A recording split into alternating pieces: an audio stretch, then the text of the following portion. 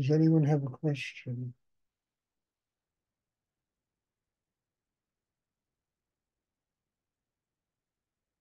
Many years ago, I used to listen to Rudy talk, and he used to give talks like I do after class. And he spoke about the fact that the real problem in the world is spiritual malnourishment. It's like an epidemic of people starving to death because they don't know how to open inside and receive higher energy, God, spirit, whatever you want to call it. And it struck such a note in me how true that was because, even before I met Rudy, I traveled half around the world. I met, I don't know how many people in how many different countries. And I discovered while I was traveling that most people were starving.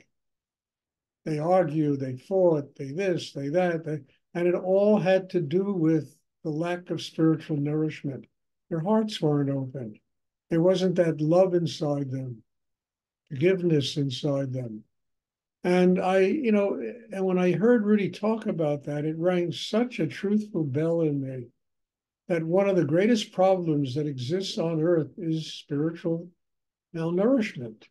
It's an epidemic. And that epidemic is creating anger, rage, war, starvation, thousands of different kinds of levels of insanity in the world that really, keep people from ever being happy. And, he spoke about that. And as I said, it went so deep inside me, the truth of it, because you don't have to go very far. You just have to walk out of your house, your apartment building, and go and you get a group of people and you can look in people's eyes and see that hunger. Everybody's reaching outside themselves in order to find what's going to make them happy in life. And nobody finds it that way. Understand, yes, we find people, we get involved in relationships and love, and that's all wonderful, but it's not a permanent reality because, unless we can open profoundly in ourselves and really keep our hearts open, understand, everything else is transient. It comes, it goes, it disappears. And we as human beings keep reaching for it outside ourselves instead of going to the one place that we can truly find love inside ourselves. And once we build a system that's strong enough to be able to receive that Shakti, to receive that energy, that develops the chakras in us, strong enough to stay connected to higher energy in the universe. It makes it possible us to love and forgive and to be happy and to, not allow anything in life to interfere with that. And then we can truly love other human beings unconditionally because we're no longer expecting them to provide for us the energy we need for our lives. We get it from God. We get it from Spirit. And we can share it. And then forgiveness becomes possible. Loving becomes possible. Patience, everything that makes life into something more extraordinary. So when he spoke about this spiritual malnourishment, it's an epidemic. It's worse than COVID, that epidemic, because it affects just about everybody that lives on this planet. And the only way to get free of it is a person has to do some form of inner work that connects them to higher energy in the universe, where they're getting their nourishment, not from other people and not from expectations about the way life is supposed to function, because frankly, life never functions the way we think it's supposed to function. But we're getting it from spirit, from consistency, from energy, that's infinite in the universe, that has permanence in it. It doesn't come and go depending upon people's moods. It's always there. And what's missing is our capacity to stay open to receive it. It heals us inside.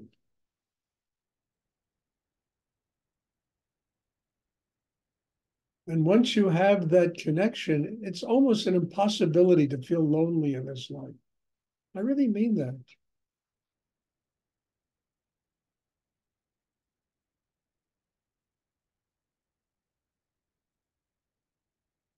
Does anyone have a question they would like to ask? I say God is love. Stuart, Yeah, yes. um, um, I have problem with if I meet somebody and I feel good. It's very good feeling, but I have difficulties to go inside of myself and to work. You know, you So feel good and it's everything okay. let me ask you, what's the answer to that? The answer to that is whoever that person is that you met is a teacher for you. They're telling you exactly who and what you are, and that if you learn from them that you can't do this, you will go deep in yourself and you will make the effort to build a system that enables you to do it. I So, didn't quite understand. well, what I'm saying is, look, we always, look, nobody that we meet, anybody, functions exactly the way we want them to function. They all have things wrong with them and problems, and you understand? And we often take this personally, and we allow their problems and the way they interact with us to upset us instead of saying, why am I being upset by this? I'm being upset by this because I have yet to build a system in myself that is strong enough to allow this person to be a teacher telling me what I have to do to work on myself. But I have another problem. If I am with somebody I like, I had, then I couldn't meditate with you, and I couldn't go inside of me because I felt good. But when I am not with him, Well, look, let then me I ask find out, you, oh, I have to work and work. listen, let me ask you something, Laura. For years, couple of years now, you've been bringing me all the negative you. Okay, do me a big favor. If you meet somebody like that who opens you that way, bring me the positive you. I would like to see that part of you also. Okay. But I am here to show about my negative part of me. I want to see that beautiful flora, that happy flora, that positive flora. I don't want to just hear about all your problems. I want to see that more. And if somebody does bring me that, come here with that. Okay. And let's see if we can work with that. Okay. And take that to another level. Uh-huh. How does that Okay. sound? I don't know. Well, I don't know either, but try it. Okay. Let's try. Okay. I'm feeling much better. I do. But I feel like I have to be alone to work with myself because I give too much to others. Well, okay. That's a whole other subject. What?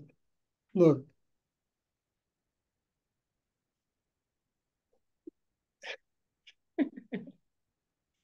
look, that's a whole other, look, people that are do goody goodies and are constantly doing for other people, they always have a very hard time letting other people do for them. Yes, Is that true? it's true. Yeah. Very So look, you come here and frankly, you have changed so much in the last 2 years. It's unbelievable Thank how you. much you have changed inside yourself in the last 2 years. Let's be happy about that. You can receive something. You're taking it from me, you're taking it from these classes, you're taking it, and it's working for you in your life. Mm. What more? I mean, God, what more can I ask for? Okay. So You don't stop, have. Laura, dear, stop beating yourself up. You don't have to. Okay. You don't have to. Enjoy yourself. You're a wonderful person. a bit more than that. I have to think about myself too. No. Yes. Yeah. And let me add, does anyone else have a question? Thank you. You're welcome, dear. Does anyone else have a question?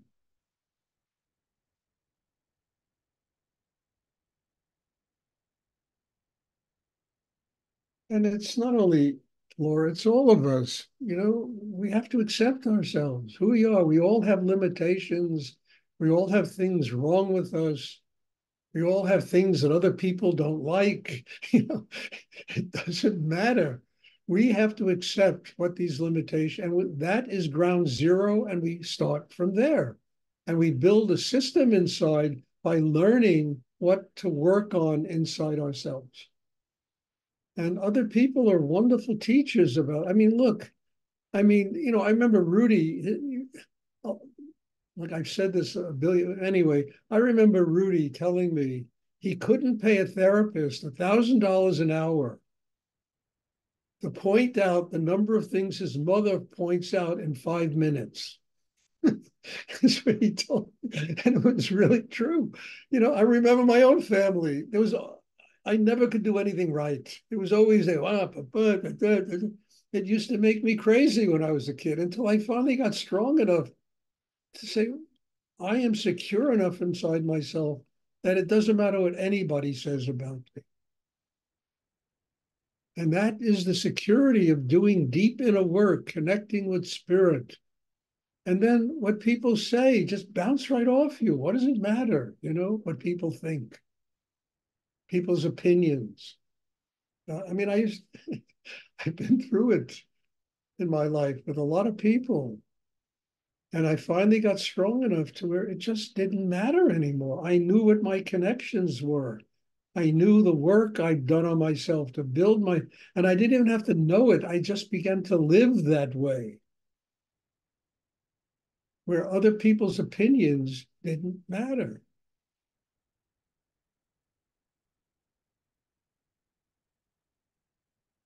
It's extraordinary what we do to keep ourselves from growing. And yet every one of us has to accept the fact that we all have limitations. There's something wrong with everybody. If there wasn't something wrong with you, then you wouldn't be in this class. You know, it brings us together. It makes us work on ourselves. It's part of the Bula Bays. It's an ingredient in the spiritual soup. You need to have something wrong with you. And there's nothing wrong with that. It's like, you know, the metaphor my teacher Rudy used to use, you know, an oyster or has an irritation. The irritation creates the pearl. We all have that irritation in us. It makes us work on ourselves, and it makes us to create diamonds inside, pearls inside, wisdom inside, knowledge inside, strength inside, the things that are wrong with us.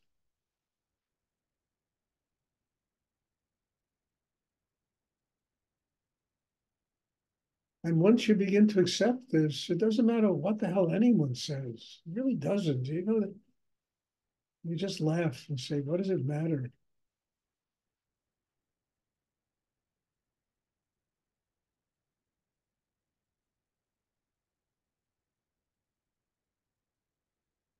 And I'm not talking about this because I read this somewhere in a book. I'm talking about this because I've been through all of this stuff. I ran away from home when I was 18 years old because I couldn't stand it anymore. People, and then I finally came back and I was strong enough to embrace my family. And it didn't matter what they said, I could love them anyway. Didn't matter what anyone says, you can love them anyway.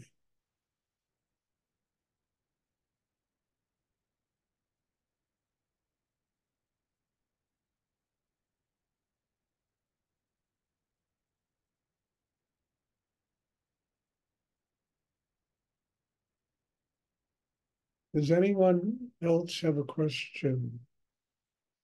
Hi, Stuart. I have a question. Oh, I wouldn't be happy unless I had one from you. Yes, go on. It's just following on about my question in the last session about family and just what you're saying today as well. And I'm having a bit of a shift inside myself where I've always felt like a victim of in certain situations with my family. And I've been really attached to that. And that's being, as I'm shifting, as I'm kind of changing now, um, it's hard to describe, but that sort of feeling of being a victim is going away, but it's a little bit strange. I'm quite attached to being the victim and that I should be protected. And Well, um, yeah, I just wondered if you could why speak a don't you little about attach that. yourself to not being a victim now? Okay. Yeah, I mean, look, love yourself, like yourself. You look, Alicia, you're a wonderful person. You have a very deep place in my heart. You're a very wonderful human being. Love yourself, like yourself.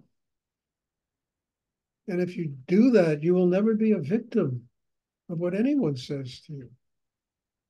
So that's the next step in your growth. Really learn to like yourself. And you know, when you start doing that, people will start treating you differently. I mean that. Why shouldn't you like yourself? I like you. I mean, you're a wonderful human being. You always ask intelligent questions. You're hungry for spiritual life. You have a deep need to grow inside. Begin to understand how extraordinary you are in yourself and really like it. And then if people say, but what does it matter? Doesn't matter. You know, thank you so much. It's really, something's really starting to change in me. thank you. God bless you, dear. Thank you. Shows that what we're doing here does work. You know, it works. Thank you. Thank you. Does anyone else have a question you would like to ask?